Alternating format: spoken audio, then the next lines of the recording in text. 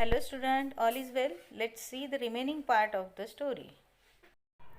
मागच्या पार्टमध्ये आपण बघितलं की माजुली आयलँडवरती विविध रोपं उगवण्यासाठी मोलाईने कशा प्रकारे मेहनत घेतली. त्याने खूप परिश्रम घेतले. आता आपण पुढे बघूया. पेज नंबर 84 वरती बघा last paragraph. For months and years Molai work all alone on the small patch of island. आणि एकटाच मोलाई त्या छोट्याशा आयलँडवरती अगदी महिने गेले, वर्ष गेले, म्हणजे वर्षानुवर्ष तो एकटाच तेथे काम करत होता.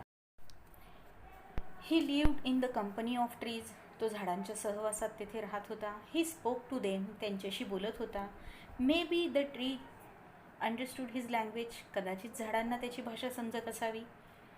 His words of affection. त्याचे प्रेमाचे शब्द समजत असावेत. They responded by growing fiercely. आणि मग ते देखील जोमाने वाढून त्याला प्रतिसाद देत होते. With trees come bird. झाडांसोबत आता तिथे पक्षी आले. Insect and animals. इन्सेक्ट देखील आले आणि प्राणी देखील आले. They like the place. त्या सगळ्यांना ती जागा आवडली. Unknowingly they bought many more trees to the place. आणि मग त्यांच्याही नकळतपणे ह्या इन्सेक्ट, बर्ड, ॲनिमल, तुम्हाला माहिती आहे हे झाडांचे जे सीड्स आहेत इकडून तिकडे घेऊन जातात. आणि अशा प्रकारे त्यांनी दुसऱ्या प्लांटचे सीड देखील हे जे इन्सेक्ट, बर्ड, ॲनिमल आहेत त्यांनी तेथे आणले. The place began to get rich with different forms of life. आणि आता ज्या ठिकाणी काही वर्षांपूर्वी फक्त वाळूच वाळू होती त्या ठिकाणी आता वेगळं जीवन असल्याचे वेगळी लक्षणं दिसू लागली. Even then Molai did not abandon his work. आता एवढं सगळं छान झालं तरी देखील मोलाईने त्याचं काम थांबवलं नाही. The forest now became a second home for him. ते जंगल म्हणजे जणू काही त्याच्यासाठी दुसरं घरच बनलं होतं.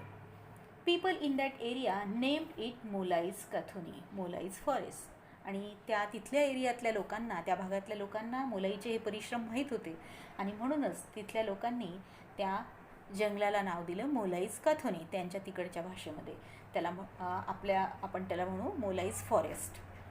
अशा प्रकारे त्या फॉरेस्टला त्याचंच नाव दिलं. आता काय स्थिती आहे बघा. Today Molai's Kathoni covers an area of nearly 1500 acres. आणि आज हे जे मोलाईचं जंगल आहे ते जवळजवळ 1500 एकरमध्ये पसरलेलं आहे. And with Molai's effort it is growing every day. आणि अजूनही मोलाईच्या प्रयत्नांमुळे अजूनही ते वाढत आहे. It houses thousands of different trees and plants and birds and animals including deer, apes and even rhinos and tigers. आता हे जे जंगल आहे ते कोणाकोणासाठी घर बनलेलं आहे तर वेगवेगळे ट्रीज, वेगवेगळे प्लांट्स, बर्ड्स, ॲनिमल्स. या ॲनिमल्समध्ये अगदी डिअर, हरिण, ॲप्स म्हणजे वेगळी मोठी माकड असतात पहा त्यांना म्हणतात, आणि रायनोज गेंडा जो आहे तो, टायगर्स, अशा वेगवेगळ्या ॲनिमल्सचं हे घर बनलेलं आहे.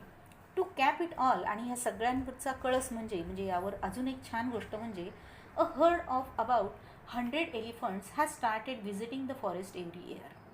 आणि या सगळ्यांवरती कळस म्हणजे तिथे 101 हत्तींचा एक कळप आहे, तो दरवर्षी या जंगलाला भेट देतो. They stay there for about 3 months. आणि हे हत्ती तिथे आल्यानंतर तिथे जवळजवळ 3 महिने राहतात. The elephant visit show that the whole forest is in very good health.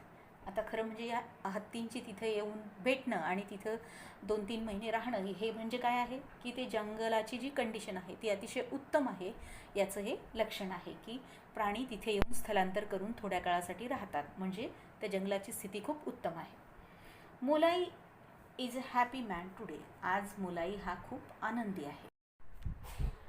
All this was not just smooth smelling. आता हे सगळं काही अगदी स्मूथ स्मेलिंग म्हणजे सहज झालं नाही. Apart from the hardship. त्याला अनेक हार्डशिप, अनेक संकटांचा सामना करावा लागला.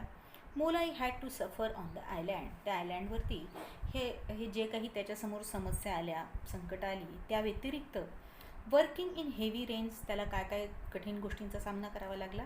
Working in the heavy rains, खूप जोराच्या पावसात, अतिशय जोरदार पावसात त्याने काम केलं.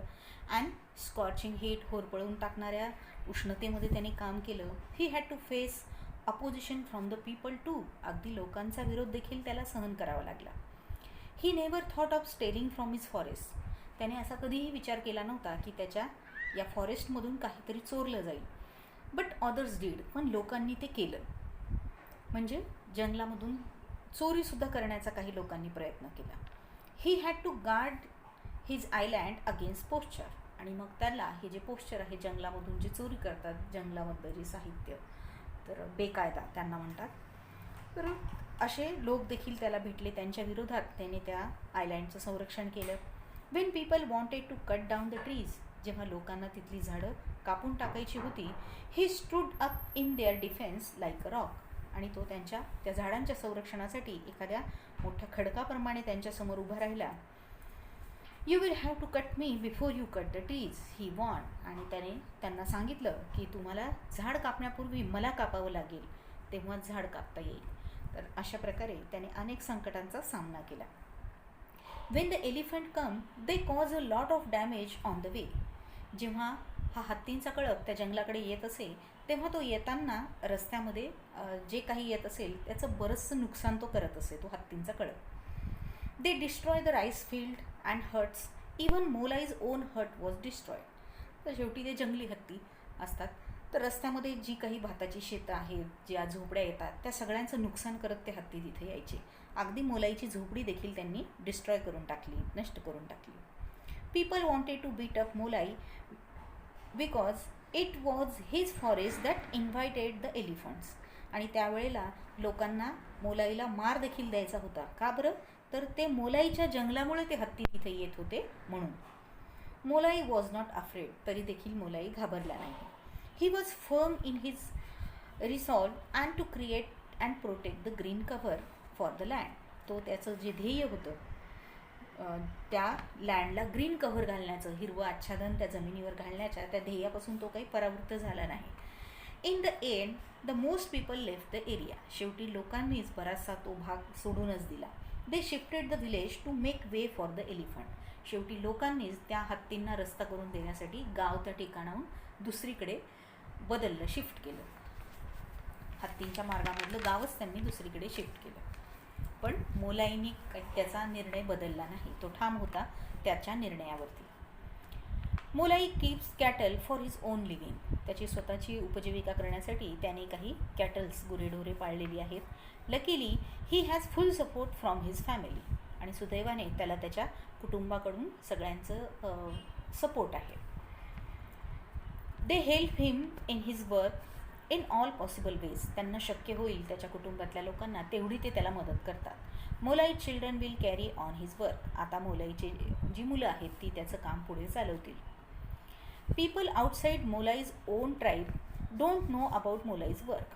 आता मोलाईच्या त्याचे जे भाऊ बंध आहेत, त्यांच्या ट्राईब काय म्हणतात त्याला, मोलाईची जमात सोडून इतरांना त्याच्या कामाबद्दल माहीत नव्हतं. वन डे, एक दिवस, a photographer roaming in that area found Molai working in his forest and guarding it. एक दिवस एक फोटोग्राफर, तिकडे सुंदर झाडी वगैरे असतील, तर तो फोटोग्राफर भटकत त्या ठिकाणी आला आणि त्यांनी बघितलं की मोलाई एकटाच त्या जंगलामध्ये काम करतोय आणि त्या जंगलाचं संरक्षण देखील करतोय. When he come to know that Molai had grown the forest single handedly, he was greatly impress. जेव्हा त्याला माहीत झालं की मोलाईने स्वतः एकट्याने एक हाती हे जंगल वाढवलेलं आहे, तेव्हा तो खूप इम्प्रेस झाला. He told the media, newspaper, T V channel etcetera. आणि मग त्याने ही गोष्ट मीडियाला, बाकीच्या माध्यमांना, न्यूजपेपरला, टी व्ही चॅनल्सला सांगितली. About Molai's single handed achievement. त्याने मोलाईने फक्त एकट्याने ही जी काही अचिव्हमेंट केलेली आहे, जे काही यश संपादन केले आणि असं जंगल आता तयार झाले, हे सगळं त्याने इतर माध्यमांना सांगितलं. The forest department was impressed too. अगदी वन विभाग जो आहे, फॉरेस्ट डिपार्टमेंट, ते सुद्धा खूप इम्प्रेस झालं. They decided to help Molai in his work. आणि त्यांनी सुद्धा मोलाईला त्याच्या कामामध्ये मदत करायचं ठरवलं. The government honoured him with the Padma Shri award. अगदी गव्हर्नमेंटने देखील त्याला पद्मश्री अवॉर्डने सन्मानित केलेलं आहे. Molai now wants to spread his message throughout the country. त्याला आता त्याचा हा जो मॅसेज आहे तो पूर्ण देशामध्ये द्यायचा आहे. Each one of us should plant and grow at least 2 trees. काय मेसेज आहे त्याचा? आपल्यापैकी प्रत्येकाने 2 झाडं लावली पाहिजेत आणि ती वाढवली देखील पाहिजेत. The trees will take care of carbon dioxide we produce throughout the life. आपण आयुष्यभर जो कार्बन डायऑक्साईड प्रोड्यूस करणार आहोत त्या कार्बन डायऑक्साईडची ते काळजी घेतील झाडे. And give us enough oxygen to breathe, आणि आपल्याला आयुष्यभर पुरेल एवढा ऑक्सिजन ते आपल्याला देतील. Are you ready to help? तुम्ही सगळेजण अशा प्रकारची मदत करायला तयार आहात का? तर हो, नक्कीच तुम्ही तयार असाल तर तुम्ही देखील प्रत्येकाने किमान आपल्या आयुष्यामध्ये 2 झाडं लावायची आहेत आणि ती वाढवायची आहेत. नुसतेच लावून सोडून द्यायची नाहीत, तर ती वाढवली देखील पाहिजेत. तर अशा प्रकारे हा लेसन होता मोलाईज काथोनी, मोलाईचं जंगल. थोडासा मोठा आहे परंतु छान लेसन आहे. तुम्ही देखील याचं रीडिंग करायचं आहे, लाऊड रीडिंग घरी. आणि लाऊड रीडिंग झाल्यानंतर तुम्ही जर व्यवस्थित लाऊड रीडिंग केलं तर तुम्हाला ह्या प्रश्नांची उत्तरं या लेसनमध्ये सापडणार आहेत. क्वेश्चन 2 आहे बघा, find answers to the following question from the passage. पुढे पेज नंबर 87वरती ह्या सगळ्या प्रश्नांची जी उत्तरं आहेत ती शोधून पॅरेग्राफमधून तुम्ही ती लिहायची आहेत. ओके. आणि मध्ये मध्ये जे कोटेशन आहेत बघा, गोल याच्यामध्ये एक प्लांट आहे, जसं की लास्टचं कोटेशन आहे, today I am the happiest man in the world. तर हे मोलाईचे जे कोटेशन आहेत ते सुंदर हँडरायटिंगमध्ये तुमच्या नोटबुकमध्ये लिहायचे आहेत. शॉर्ट नोटसुद्धा आहे. थर्ड क्वेश्चन आहे, write short note on the following.